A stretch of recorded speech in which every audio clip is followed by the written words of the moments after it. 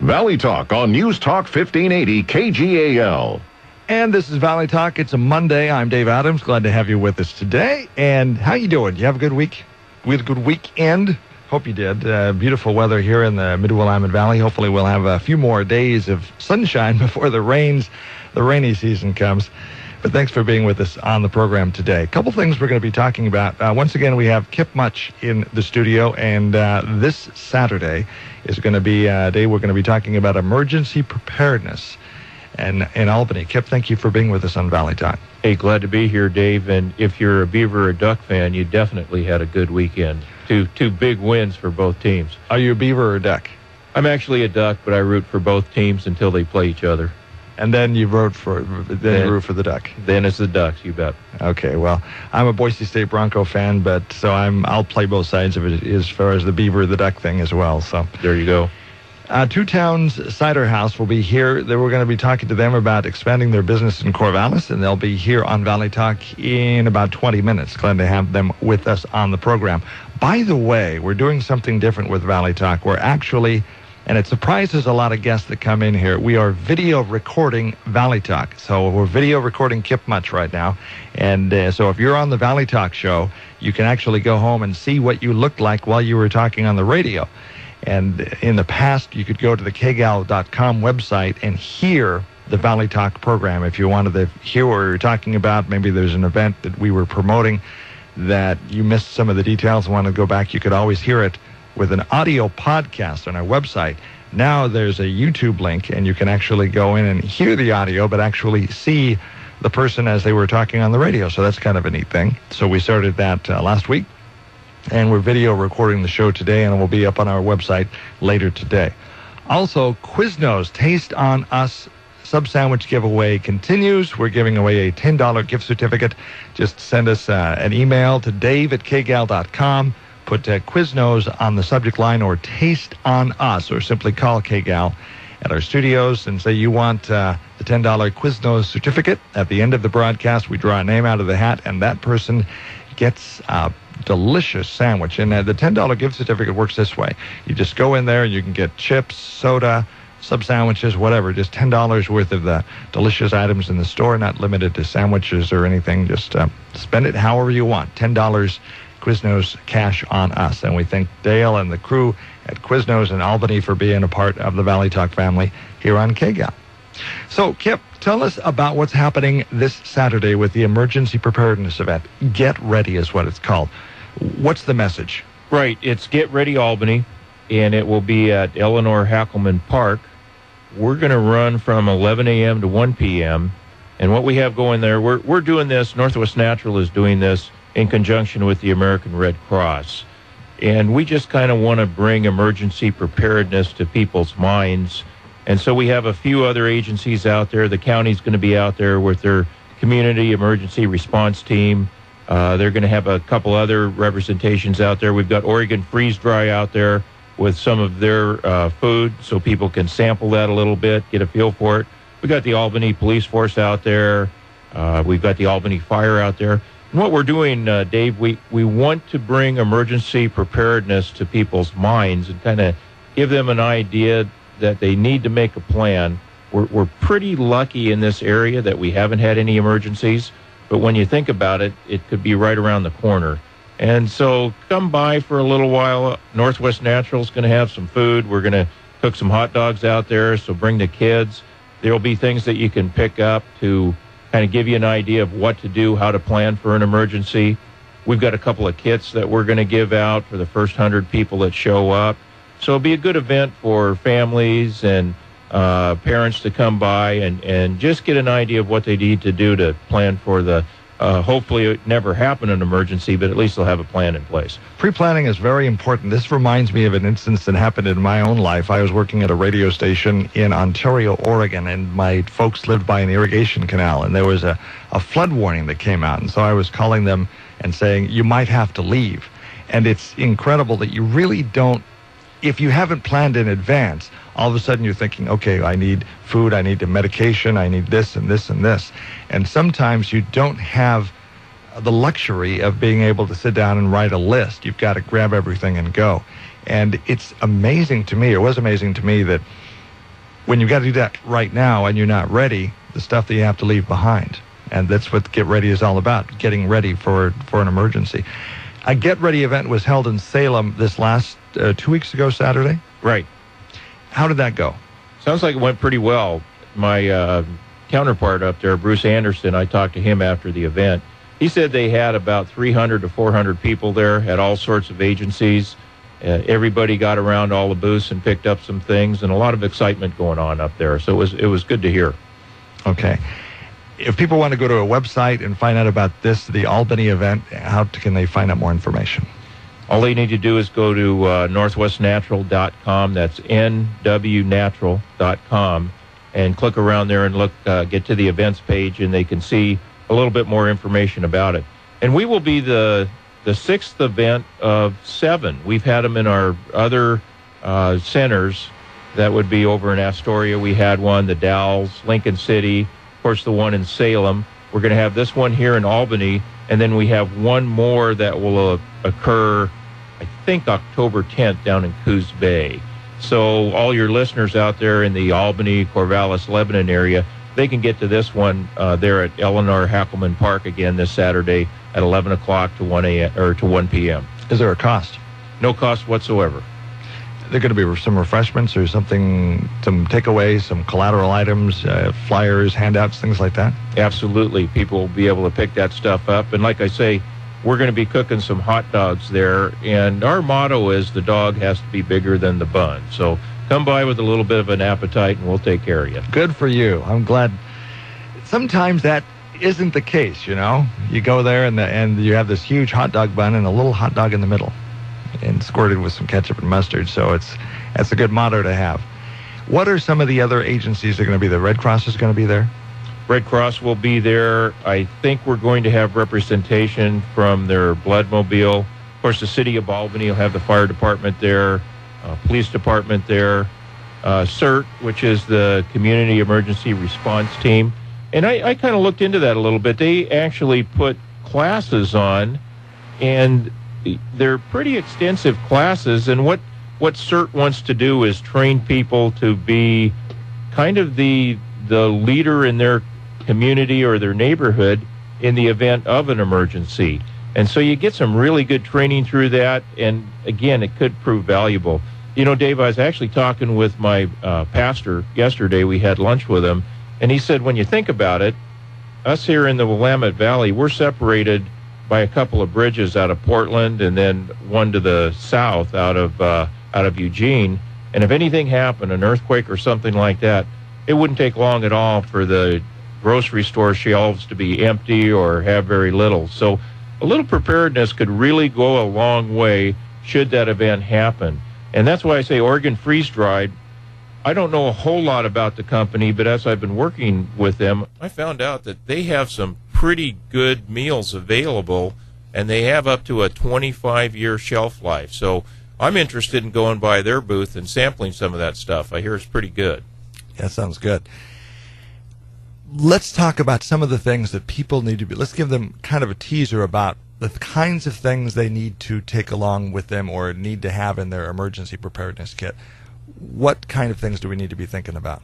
Well, we have the kits that we're going to be giving away for the first 100 people. Have a whistle in there, a light stick, a water pouch, mask, dust mask, and a blanket.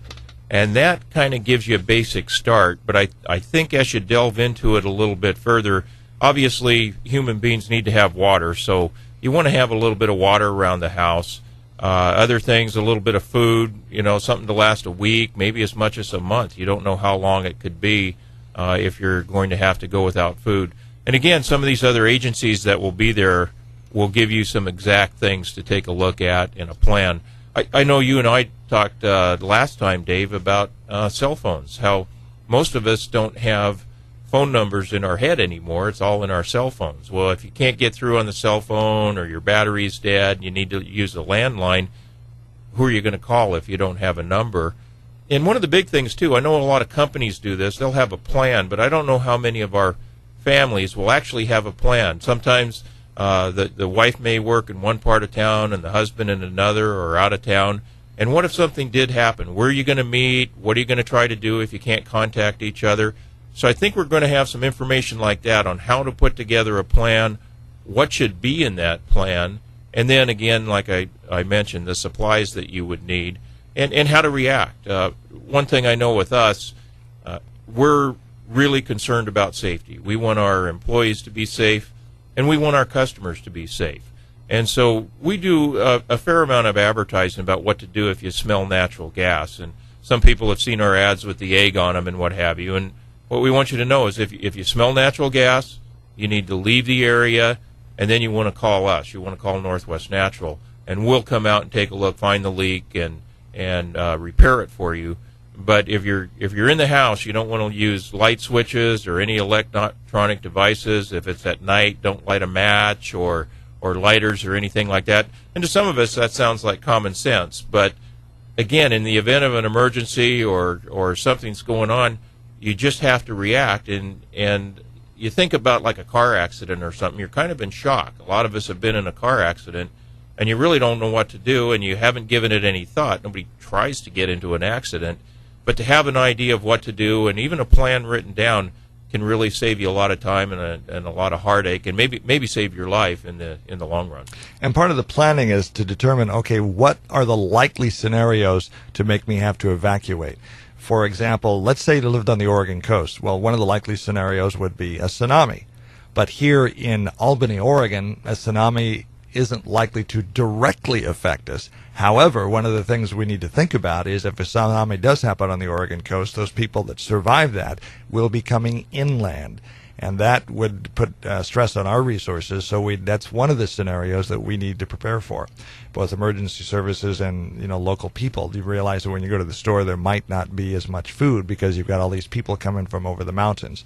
So that's one scenario. Another thing could be, one of these things happened in southwest Idaho, and it was a natural gas issue, but not in the person's home. There was a farmer plowing in the field, and there was one of those big high-pressure lines buried in the field, and he hit that and sparked it, and there was a flame about 75 feet high, and it sounded like a jet engine taking off, and they had to evacuate homes around that.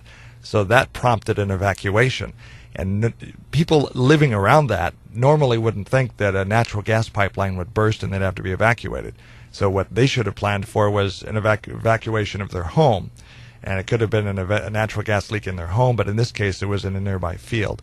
So one of the scenarios that people need to plan on is, for some reason, I might have to leave my home quickly, whatever that happens to be. So that needs to be part of their scenario. And another scenario is possibly people coming from over the mountains should there be a coastal issue.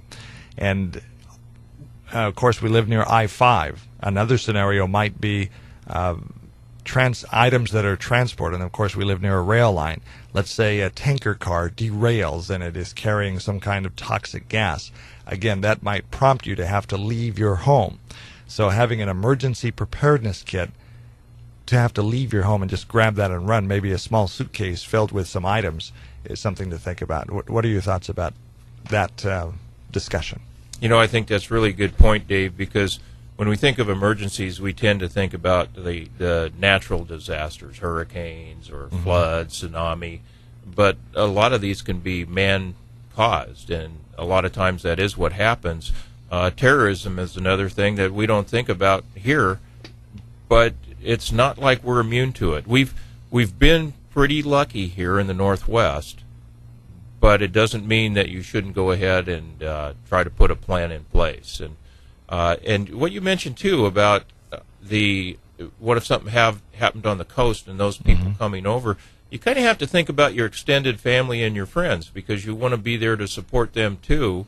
And obviously, a lot of us, if we can't get in touch with our friends, we're concerned about them, and our brothers, sisters, and what have you. We're concerned, so probably should include them in the plan, at least a small part in the plan. Where are we all going to meet? Those of your family and friends that are nearby, or even in another city. Makes a lot of sense. If you ever looked at like The Day After and some of the movies that depict natural disasters, one of the biggest things that nobody ever thought about was they would go through the movie trying to basically find what happened to their people, their friends and neighbors and so on and so forth. So having a meeting place is very, very important. Another thing that we haven't talked about is most of the scenarios we've discussed till now have dealt with you having to leave your home. Let's say, for an example, one scenario would be that you have to stay in your home. Maybe it's a weather situation. Maybe you're talking about the CERT team, or some people, they call it, some police departments call it SWAT team. Let's say, for example, the police have your block or home surrounded because there is an armed suspect that's around your house and you can't leave your home while they're negotiating for some kind of hostage situation, or they're trying to find the suspect they're looking for. All of a sudden, you can't leave your home for several hours. Do you have what you need in your home to stay there? Again, medication, food, water, that kind of thing, and not have to run to the store every 5 minutes. That's something else to think about. So a lot of these things in our planning, when we sit down and think about possible scenarios, it's good to think about all these things. No kidding. That's why people need to come to this event and get an idea of just what they should do, and get the checklist. Make sure they've thought of everything. Talking to Kip Much of Northwest Natural Gas, talking about the Get Ready event. It's planned for Albany, and again, the time, date, place for it this Saturday? It's this Saturday, the 29th. Going to be there at Eleanor Hackelman Park, and that's over there on 6th Street. Nice little park. I enjoyed going through there and taking a look at it. And the event will be open to the public from 11 a.m. until 1 p.m. Okay. More with Kip Much on Valley Talk here in just a moment. A couple things we want to remind you to do. Make sure to sign up for the Quiznos Taste on Us sub sandwich giveaway. A $10 gift certificate will be given away at the end of the show. Just send me an email to dave@kgal.com or call KGAL and say you want to be put in the drawing. We'll draw a name at the end of the show. Something else that we are going to start doing here on Valley Talk, if you have a nonprofit organization and you have an event or something going on, and you just want us to quickly talk about it a little bit, then send me an email at dave@kgal.com. An event that I'm involved with, the ministry I involve, the Jesus Network, we are having a October 6th, which is Saturday, probably in the Lebanon area, the Mothra hot air balloon. We're going to be giving tethered balloon rides as a fundraiser for TJN, the Jesus Network. And if you want to get a balloon ride on Mothra, tethered ride, you can give me a call, 541-280-8833, 541-280-8833.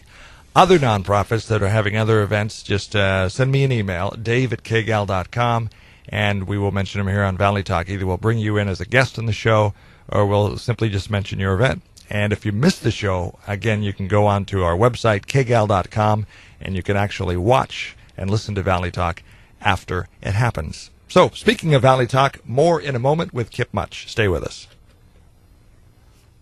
Hey, stop that pumpkin! Get ready to lace your sneakers and run away with the best of them. It's the second annual Runaway Pumpkin Half Marathon. On Saturday, October 27th, runners from all over the state will gather at Cheetah Lake Park in Lebanon for the start of this 13.1-mile track to benefit the ABC House. 100% of the proceeds will go directly to the ABC House to help serve abused children in the Mid-Willamette Valley area. Walkers are welcome and have more than 4 hours to complete this beautiful country course. All participants receive an awesome tech shirt, cool finisher's medal, a backpack full of goodies, great food, and a chance to win prizes. First place male and female finishers get a $250 gift card to Lowe's. Come in costume and join the fun. If you cannot attend, sign up to be a virtual runner or volunteer. Registration is going on now. Visit runawaypumpkinhalf.org to register and learn more. Do it early and save. This event sponsored by United Healthcare, Lowe's Regional Distribution Center, and this radio station. Howdy. I'm not a propane professional, but I played one on TV. In the uncertain times we face in America, I'm here to remind you what's important in life. Be a good neighbor. Have a firm handshake. Work hard. Enjoy a cold beverage with friends. Love your wife and the community you live in. Maintain a good lawn and take care of the environment by using the cleaner burning fuel, propane. Visit your only hometown locally owned and operated energy provider, Co-Energy Propane, on Highway 99 South in Corvallis. Just look for my smiling face out by the road. There's a big blue building with a yellow awning. That's Co-Energy Propane. They sell both propane and propane accessories. Co-Energy Propane presents Golf for the Cure, October 15th at the Corvallis Country Club in support of Susan G. Komen for the Cure. Sign up online right now at coenergypropaneforthecure.com. Keep your energy dollars working right here in the Willamette Valley with Co-Energy Propane. If you've always wondered what that special treasure or antique was worth, the first annual Antique Appraisal Clinic comes to Lebanon Saturday, September 29th. This is Gary Germer. Please join me as we appraise Lebanon's treasures Saturday, September 29th. Gary Germer here to evaluate your collectibles from 9 a.m. to noon at Central Willamette Community Credit Union, 625 North 5th Street. Cost is $5 for 2 items. Central Willamette Insurance Agency will provide light refreshments. Bring your special collectibles to the Antique Appraisal Clinic September 29th from 9 to noon. If you're a Democrat, Republican, or Independent, you're welcome to check out our issue-free cars, trucks, vans, and SUVs at Jones 5 Auto Sales on 9th Street in Corvallis. Every vehicle is AutoCheck certified and must pass an extensive safety and performance inspection, and if there was an issue, we fixed it. We know you have other choices this election year, and we hope you pick us for your next quality pre-owned vehicle. Proud to be an American? Check us out at our 3 locations on 9th Street in Corvallis, online at jones5auto.com, or like us on Facebook. You'll love the way we do things. Hear the truth and only the truth from your cultural crusader, Michael Medved, on News Talk 1580 KGAL. Welcome to Valley Talk. I'm Dave Adams. We're talking to Kip Much. And Kip, by the way, is also part of the Chamber of Commerce here in Albany. I believe you're on the board of directors. I'm on the board of the Albany Area Chamber of Commerce. That's right, Dave. Business Extravaganza is coming up this Wednesday. Tell us about that. Where's it going to be and what's happening? Okay, the Business Extravaganza will be out at the Expo Center out there on the east side of town. And it's right after our membership lunch forum where we have Craig Hanneman is going to be our speaker to start the season off. And those of you that have been around for a while will remember Craig as an OSU football player. He played in the NFL. I think he had a stint as a Polk County commissioner also. But we want him to come in and talk about his trip to Mount Everest. He climbed Mount Everest. So if any of us think we can't do something, I think we want to come and listen to Craig because he was up there on the top of that mountain. But then after the membership lunch forum, we have the Business Extravaganza, and I believe it'll run till about 6 o'clock, so you have plenty of time to get in there and check it out. We have over 100, I don't have the actual count, I think 108 Albany area businesses out there. Come by and see what they have. We have some restaurants out there. I think they're going to be cooking up a few treats. It's really a good show to get out there and check out the businesses. Take a look. If you're in the market for anything, you're probably going to find it out there. I know we've had some car dealers out there in the past. Pretty much whatever you're looking for, you're going to find it here in Albany. And one thing that we talk about at the Chamber, we want to keep our money local. It's no secret that the economy's been down a little bit over the last few years. Well, one thing that we can do as consumers to help the local economy is to do our business right here in Albany and do our business with business people here in Albany. I've gotten to know a whole lot of them since I've been on the board of directors, and we've got a lot of talented folks here. They can solve your problems on the service end of it. They've got a lot of goods for you, a lot of neat things. So come by the extravaganza and check it out. And even if you're not in the market for something right now, come by now and get to know some of these folks and build up some trust with that business so you know who to deal with when you are in the market for something. I've been doing radio for quite a few years, and the different markets I've gone to, Boise, Bend, Oregon, Ontario, even in New Zealand for 9 months. And these chamber events are always amazing to me because you're walking around looking at these booths and you say, wow, I didn't realize that there was this business doing this service or offering this product in my own city. And it's a great opportunity to network for businesses, to walk around and network with other businesses, and just basically for the people who live in the community to find out, oh, I've been buying this in Portland, or I've been getting this service in Eugene, but there's this company right here that does it locally. And so you have the access to them if there's an issue that comes up, problem after the event or sale or product is delivered, that you can get in touch with them. So that's one of the awesome things about such things like the Business Extravaganza. Absolutely. We all need things, there's no doubt about it. And why not keep your dollars right here in Albany? And I got to tell you, this chamber here in Albany is one of the better ones that I've been associated with. I have a lot of fun with this group. They get a lot of work done. And the business extravaganza, again, coming up on the 26th, and that'll run after the members' lunch forum. So I think it'll run from about 1:30 till about 6 at night. And I don't have my notes in front of me on that, but so don't quote me on it. But it'll be running after the forum luncheon. Is there a cost? Is there a cost to attend the extravaganza? No cost. So free of charge. Just come on. There is a cost to get into the luncheon. There's no free lunch there. But to come to the extravaganza there at the Expo Center, no cost whatsoever.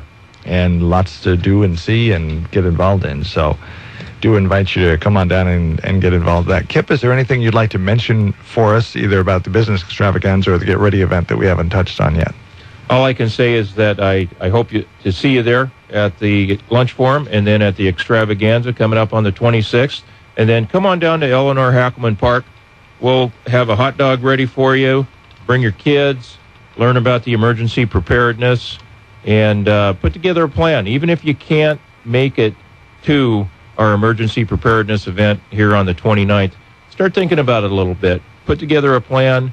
You and your loved ones really deserve a little bit of advanced thought, just in case something does happen to us here in the Albany area. And we're going to be there. KGAL's going to be there the 29th. We'll be doing some interviews.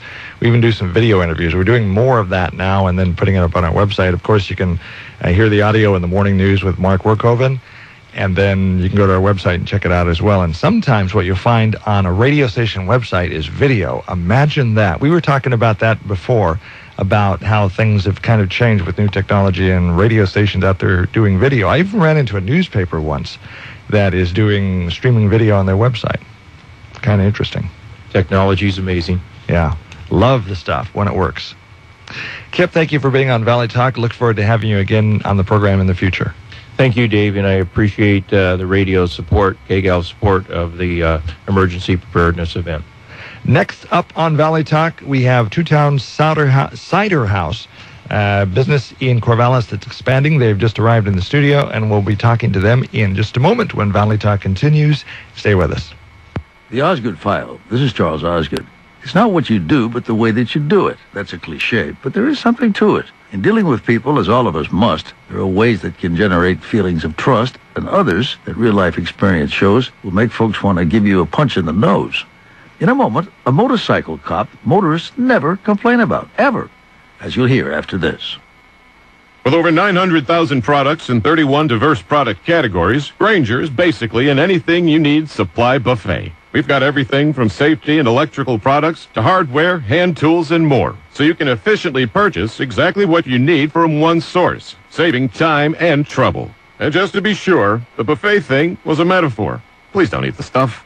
Buy your supplies smarter. Just call, click Grainger.com, or stop by a branch today. Grainger, for the ones who get it done. Your first word probably wasn't something like finance, or savings, or ATM. But whatever that first word was, it opened up a world to you that was built on conversations. It's this exchange of ideas that Wells Fargo puts into practice every day, through listening, guiding, and planning. So when the conversation is about ways to grow your savings or your business, we'll be here to help you find the right answers. Because an open dialogue is what opens doors. Wells Fargo. Together we'll go far. Wells Fargo Bank, N.A. Where do you find a story about a lovable motorcycle cop? On the road, of course, where our CBS News colleague Steve Hartman operates. He knows how people feel when they get pulled over. Why can't he go catch some real criminals, you may be thinking? Or no wonder he has a record number of complaints. Who wouldn't complain about a guy whose sole purpose in life is to ruin your day? That's why Captain Pat Maxwell was stunned when he looked through the files of L.A. County Sheriff's Deputy Elton Simmons. I just said that's not possible. Although he did see lots of commendations. Looking back over the last 20 years, over the last 25,000 traffic stops, Captain Maxwell couldn't find one complaint. A record. Zero. Simmons gives out plenty of tickets, understand. He must be doing something right, Steve told him. Yeah, it's got to be something. Do you know what it is? No. No idea. Until the captain told him, Elton didn't even know he had such a record, let alone how he got it. It's just how I do it every day. Hartman tailed him for a day to try to find out what it is. First thing I noticed was that he has this pitch-perfect mix of authority I need to take care of that. and diplomacy. I don't want to keep pulling you over. None of the attitude that sometimes comes with a cop. One driver told Hartman. You know what it is his smile. Really? He's got a great smile. Really? Oh, yeah. You're giggling now. You just got a ticket. I just got a ticket. He's a nice guy. I mean, how can you be mad at that guy? Apparently, you can't. Simmons' boss, Captain Maxwell, says there's a lesson there for hard-nosed traffic cops everywhere. There is a way to do it, and Elton Simmons is the way. The Osgood File. This is Charles Osgood on the CBS Radio Network. Going out to lunch at a nice restaurant can be expensive, and the big portions put you more in the mood for a nap than a productive afternoon. Mama's Fine Italian to the rescue. The small appetite senior menu is just right. Anyone and everyone is invited to order from the Light Appetites menu for lunch from 11 to 4 p.m. with tasty entrees beginning at only $3.95. Why go hungry or go anywhere else for lunch? Eat healthy, eat light at Mama's. Closed Sunday and Monday, so make the most of Tuesday through Friday and join your friends at Mama's for lunch. Dinner only on Saturday. Mama's features charbroiled steaks every day. Make reservations for dinner or pick up a bottle of fine wine. Seating is limited, so please call for reservations. 541-451-5050. That's 451-5050. Mama's Fine Italian and Wine Shop on West Oak between Main and 2nd in Lebanon, across from the big blue Napa Auto Parts building. When you look out across Willamette Valley, you'll see plenty of banking choices. But we're here to give you an option that's pretty unique, like no other in fact. Hi, I'm Dave Wood, President and CEO of Willamette Community Bank. We provide an alternative to large national and regional banks by offering customized financial services and local decision-making to benefit local people, local families, and local businesses. How many banks can say that? Willamette Community Bank, service like no other, we promise. Member FDIC. Your voice of reason in the West is Hugh Hewitt. Weekday afternoons at 3 on Smart Talk 1580. This is Valley Talk. It's Monday. Beautiful weather outside. I almost hate for the rainy season to come. I know it will here in the winter months, but it is sure a beautiful place to live here in the Willamette Valley, and really looking forward to another day of sunshine here in the Albany, Lebanon area. This is Valley Talk. I'm Dave Adams. Glad to have you with us today. Again, don't forget to sign up for the $10 gift certificate from Quiznos. Quiznos Taste on Us. Simply put that on the subject line. Send me an email at dave@kgal.com. or give a call to the radio station and ask to be put into the drawing. At the end of the show today, we're going to draw a name, and somebody is going to get a $10 gift certificate from Quiznos. Thanks to Dale and the crew for being a part of the Valley Talk family here at KGAL. If you'd like to be an advertiser on Valley Talk, just give us a call, and we'd love to help you out. We are talking right now to Dave Takush and Aaron Sarnoff, and they are with Two Towns Ciderhouse, and they're located in Corvallis. Thanks for being with us on Valley Talk today. Hey, thanks for having us on the air. Thanks for having us, yeah. So, pretty exciting talking to you about Two Towns Ciderhouse. What is it, first of all? Okay, so we make craft cider, first and foremost. That's what we do. A lot of people may not be familiar with hard cider, but it's the same process as winemaking. So we take fresh apples, we crush them, and then we ferment the juice, just like the winemaking process. And the juice over time, the sugars ferment out with yeast, and we end up with hard cider. It's kind of sour, kind of tangy, a little bit sweet. We've got a couple different versions. Some age on oak, some have honey in them, but there's a little something for everybody. Why hard apple cider? As you mentioned, there's so many wineries here in the Mid-Willamette Valley. Why did you guys decide to do hard cider? Certainly. Well, when we first started, my partner, Lee, who's not with us today, and I, we're both had experienced or experimented in wine and beer making. And we had also both spent some time overseas, and cider is quite a big market in the UK and parts of France and Spain. And I developed quite a taste for it. And then coming back to the U.S., as we just weren't able to find cider of the quality that we were looking for. Most of the American ciders were really sugary and full of artificial flavors and that sort of thing. So we started talking, and we made some test batches, a couple of kegs to take to a friend's wedding, and it was a big hit. And from there on, we started Two Towns Ciderhouse. It was, it's been quite the experience. But yeah, I'm going to wax patriotic here, but one of the things I love about this country is that, you have a couple guys here. They've enjoyed that overseas. They made a couple kegs for a wedding, and they said, hey, maybe we can do a business at this. And here you are. Well, I mean, definitely after, the first wedding, when there's the keg popped before everything else, people just loved, it's kind of traditional, craft, just real natural kind of thing. Everybody likes it, kind of old-timey, and we've got our own modern twist on it, But then after the second wedding, when all the bridesmaids were giggling and everybody's dancing on the dance floor, we're like, man, we got something here. This is great. Yeah. Any dancing on the tables? Yeah, dancing on the table, dancing everywhere. I mean, that's, hard cider is just... That it works. It works. How long have you been in business? Just over 2 years. We started in 2010 in a small garage that it was the best that we could afford as three friends, and we're all recently graduated from college, on personal savings and some help from our families. We're part of the reason we're on the air today is to celebrate the grand opening of our new facility, which is 10 times the size of our previous facility, as well as open our tap room to the public.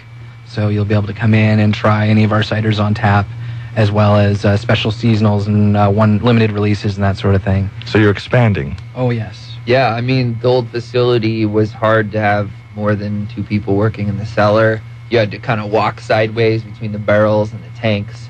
We had a homemade walk-in cooler. Which our makeshift office was on top of the walk-in cooler. You had to climb up a ladder to get up there.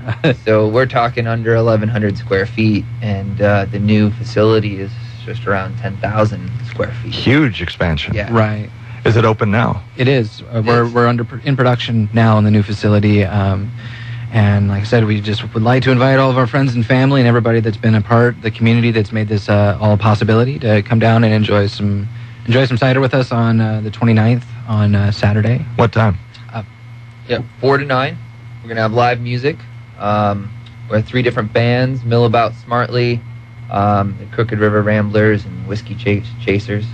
We'll have some great barbecue out there from Eats and Treats. Oh, for shrimp on the Barbie. Yeah, darn good food. They're right next to us. And we'll also have some crepes. The local crepe people are coming out, and it's going to be a fun time. Yeah. Now, what you're talking about expanding. So what does the larger facility allow you to do? You can probably make more cider. Well, certainly. The new facility is scaled to let us add up to 16 tanks that are much larger than the tanks we currently operate in. We just got the first of the larger tanks, which is about the same volume as all the tanks previously. So it's really allowed us to do a lot more capacity, which has allowed us to expand where we deliver. And now we're as far north as Seattle as of a couple weeks ago. So let's talk about where you are. You're not only providing product here in the Corvallis Mid-Willamette Valley. How far out do you reach? Well, we're kind of northwest is our goal right now, and so like Aaron said, we're as far north as Seattle. We're as far south as Southern Oregon. You can find us on the coast, Clatsop County and other places like that. And we also sell a lot of hard cider in Bend. There's a lot of cider fans in Bend. And the majority of our sales are based with the community right here in Corvallis and Eugene, of course, too. Those are the 2 towns that Two Towns Ciderhouse is named after. Do you have your own label? Can they go to the grocery store and pull you out of the cooler? Oh, of course, yeah.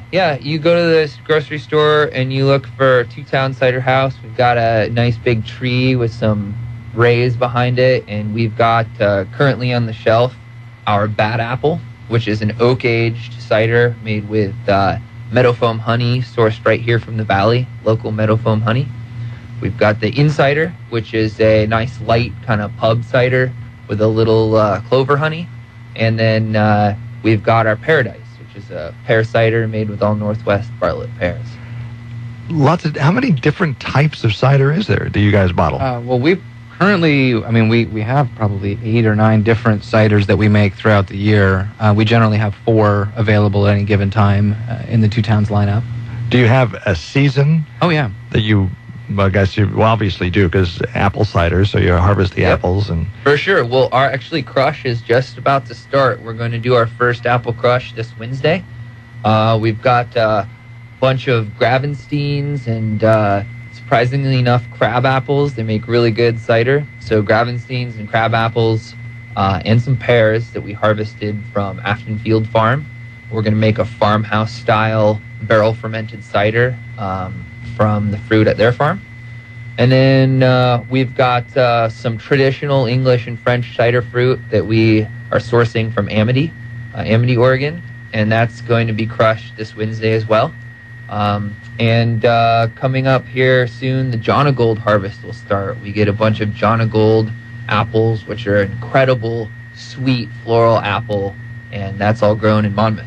So I think last year we did around 40,000 pounds of apples personally, and this year will be more than that. How much cider did you get out of 40,000 pounds of apples? A couple thousand gallons. Not as much as you'd think. It actually takes a lot of apples to make just a small amount of apple juice. So you do the apple crushes where you crush the apples, get the juice out of them, and you're able to get enough juice to keep running all year? Well, we also source some juice from Hood River area and as well as the Yakima Valley in Washington. We're using, especially with the expansion, quite a lot of juice, which is more than we could personally hope to press in a year. At least our backs wouldn't take it. The 40,000 pounds is plenty. yeah, it's actually quite labor-intensive process, just like winemaking. It, you got to get the fruit in, you got to prep the fruit, and then you crush it. And after it's crushed, then you got to juice it, and then you settle that juice out, so it kind of clears up just a little bit. And you start warming the temperature up. You add some yeast, whatever strain of yeast you want. We have a couple different strains that we get. And then the fermentation lasts anywhere from 3 weeks to a month. And some of our ciders go right in a bottle. And some of our ciders age in old Pinot Noir barrels from local wineries. We've got some cider aging in bourbon barrels. We've got some cider aging in Chardonnay barrels. And depending on how you treat that cider, you get all these different styles of cider, just like with wine. You've got the big reds, you've got the light whites, you've got all the different things in between. Yeah. Does a specific type of cider with each batch, is there a little bit different taste to it? Oh, for sure. Yeah, there's the natural variation just in the fruit per year and also per batch that you get in. We strive for getting a very consistent cider for our Two Towns line. That cider is made from fruit sourced from the Yakima Valley. So there's a lot of it, and it's all pretty consistent. For our Traditions line of cider, we love to see year-to-year variation. So, that's kind of what we try to do is we keep all the apples from farm to bottle and try to express, the qualities of that farm, the year that the fruit was grown at that farm, and you see some really cool variations. Okay. More on Valley Talk in just a moment. We're talking to Dave Takush and Aaron Sarnoff. Interesting last name for hard apple cider. What do you call yourself? You're a cider presser? Cider maker. Cider maker is a good term. I didn't know if there was a term for it or not. Yeah. Sure. Well, we hang out with the brewers, so when we hang out with the brewers, we're brewers, and we hang out with the winemakers, we're winemakers. So. Okay. Cider makers. Dave and Aaron here on Valley Talk. Two Towns Ciderhouse in Corvallis. More on Valley Talk in just a moment.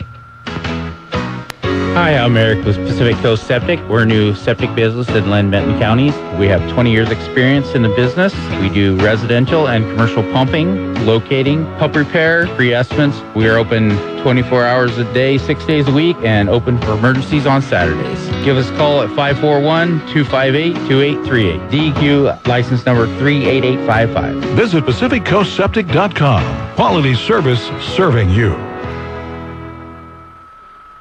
Every so often, the stars are in perfect alignment, And during the Lincoln Certified Pre-Owned Autumn Sales Event, now is that perfect moment. For a limited time, get 0.9% APR on the certified pre-owned Lincoln of your choice, which also comes with the confidence of our 6-year, 100,000-mile comprehensive warranty. The Lincoln Certified Pre-Owned Autumn Sales Event, exclusively at your Lincoln dealer. APR varies by term. Not all buyers will qualify for Lincoln Automotive Financial Services limited term financing. Take delivery from dealer stock by 10/1/12. See dealer for qualifications, limited warranty, and complete details. Not long ago, I went to Wells Fargo to talk about ways they could help with my business's cash flow. It often takes 3 days or more for merchants to get paid from any credit or debit card transactions. Exactly. Well, we could set you up with a merchant services account where you could get paid as soon as the next business day for most transactions. That was a conversation worth having, and the $100 reward for opening a new merchant services account made me feel even better. Wells Fargo. Together we'll go far. See banker for offer details. Wells Fargo Bank, N.A., member FDIC. When you need the job done, you want the powerhouse of engineering, reliability, and value that is Kubota. And right now, during Kubota's 40-year strong celebration, you can get 0% APR financing on select new L-Series tractors with reproductive transmissions, including the innovative HST Plus. Go to Kubota.com or see Lynn Benton Tractor in Silverton or Tangent. Kubota is 40 years strong serving the American dream, and Lynn Benton Tractor is still doing business the American way. Now's your chance to get in on all the hair-raising, action-packed princess fun. Disney on Ice presents Dare to Dream. Watch as Rapunzel lets down her golden hair to tangle with the dashing Flynn Rider and the hilarious Maximus. Go on a mystical adventure through the bayous of Louisiana as Tiana kisses the frog prince Naveen and gets royally jazzed. And become enchanted with Cinderella as she makes her dreams come true. Together for the first time ever, all the Disney princesses you love in a spectacular ice show. Bring your royal family to the ultimate princess event of a lifetime in your hometown. Disney on Ice presents Dare to Dream. The magic begins at $17 per ticket. Additional fees may apply. See roseporter.com for details. Experience a spectacular Disney adventure at Disney on Ice presents Dare to Dream. Coming to the Rose Garden October 25th through 28th. The news you need, smart talk, and just enough sports. That's what you'll get from News Talk 1580, KGAL. And we're on Valley Talk once again, having the pleasure of talking to Dave Takush and Aaron Sarnoff of Two Towns Ciderhouse in Corvallis. They're growing by leaps and bounds. And Dave, one of the things you guys are proud of is you how many people do you have working for you now, and you're hiring more? Yeah, so we started with 3 people, just doing everything. That was Aaron, Lee, and I. And now we, in the past year, we've hired 7 people from the local area, well, most of which are Crescent Valley graduates and the high school that we all mostly went to. All of us mostly went to CV, CHS, and so there's a bunch of graduates from there, and we're sending one of our cellar workers back to Chemeketa to get his wine degree, and we're really happy to be, working not only in the cellar with people we grew up with, but we source our honey from our buddy who, we went to high school with, and he's a beekeeper now. Networking. Right. And also OSU has been a fantastic resource for us as far as OSU and the community college for finding really skilled help there. Fermentation program based at OSU is one of the largest in the country. I think, UC Davis being the other. Yep. And it gives us phenomenal access to really talented people and equipment people. There's just everything a lot of things that make work possible. One of the things that we want to do that I want to do with Valley Talk is talk about some of the challenges. One of the things that we need to do right now is create more jobs. And you guys are obviously creating more jobs, or expanding, you're growing by leaps and bounds. What are some of the challenges that you're running into so that we can have a dialogue with our state lawmakers and others and saying, hey, these are some areas we need to work on? Yeah. Well, like Aaron mentioned earlier, there's alcohol laws are complicated, very difficult to wade through. And there's a lot of laws that apply to beer, and there's a lot of different laws that apply to wine. Both of those laws kind of apply to us. Hard cider doesn't really have a category on its own, so it's very difficult to suss out where we fall. Just if you cross certain thresholds of alcohol content, or whether you add honey or not to your cider, it will affect on what tax category you're in, what bottle size you're allowed to be in. And, it would be really nice to have a clear, unified definition of cider in the legislature. Is it hard to wade through all the regulation? Oh, yeah. I mean, I'd say I spend a good portion of my time doing that. Dave works primarily in production, and I do a lot of the liaison with the government on different, regulatory things. And it's a lot. I mean, it's multiple hundreds of pages of laws, and like I said, many of them apply sort of, and they are enforced sporadically depending on, what. It's difficult to know what's actually going to be enforced for cider and what won't. Are there any laws that you see that are kind of archaic and you think, why do we have to do this? A federal tax law that if you carbonate cider, the taxes are 30 times higher. So it's pretty prohibitively expensive. So there's a strange, distinction of cider being still, which of course most people are familiar with the carbonated cider, which we aren't able necessarily to produce, at least not at a price point that anybody's willing to pay. What about the financial institutions working with the banks? Now, everybody, obviously we know, first of all, congratulations on your expansion. Oh, thank you.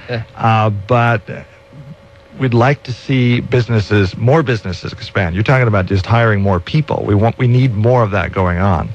That's what's going to restart this engine and this economy in the United States.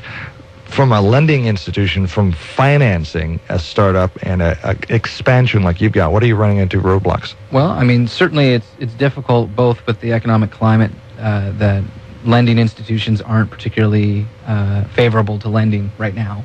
And obviously, a business as young as our own is also not a very good candidate for a lending institution to lend us currency, especially in the amounts that are required to keep up with this kind of growth rate. I mean, for instance, this month's juice buy is as big as the previous 12 months combined. And when you're dealing with a growth curve like that, finding capital is always, it's on the front of your mind. So, we've gotten creative and found a lot of support within the community, more so than any institutions. And it's just been a network of essentially friends and family that have made Two Towns financially possible. Okay. We should probably send out a thank you to everybody. Everybody who's made it possible, and that's actually kind of why we're having this grand opening, is to, just get all the people that we've worked with, all our family that's just been incredible support for us to, have a nice big party for everybody. Cool. So you can go to the grocery store and you look for the Two Towns Ciderhouse logo? Yep. Yeah, it's the big tree with the rays. It says Two Towns Ciderhouse. And then we've got our 3 products, the Bad Apple, the Insider, and the Paradise. And if you keep an eye out, our Serious Scrump, which is a traditional English-style cider, is coming out for fall, October 1st. Got 2 more minutes left on the show. Talk to me about your chance to have a free commercial air. Talk to me about Two Towns Ciderhouse. Why do I want to buy your cider? Oh, man, so we're craft cider. We do everything the traditional way with a Northwest twist. No high fructose corn syrup, no artificial preservatives and crazy flavorings. And, this isn't melted Jolly Rancher in a bottle. This is made from real apples, in the real way.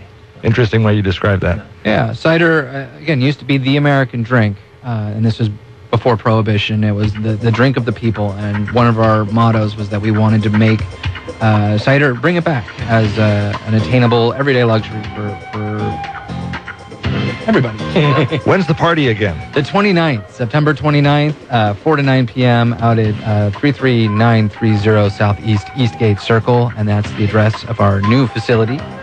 Yep, and there's a shuttle from Flat Tail Brewing downtown. You can take that shuttle from downtown to our facility on Highway 34. It's like a 3-minute shuttle ride, plenty of parking. Okay, well, guys, it's been a pleasure to talk to you on the show. Good luck with your business, and looking forward to more cider from the guys at Two Towns. Well, certainly. Thank you for having us on.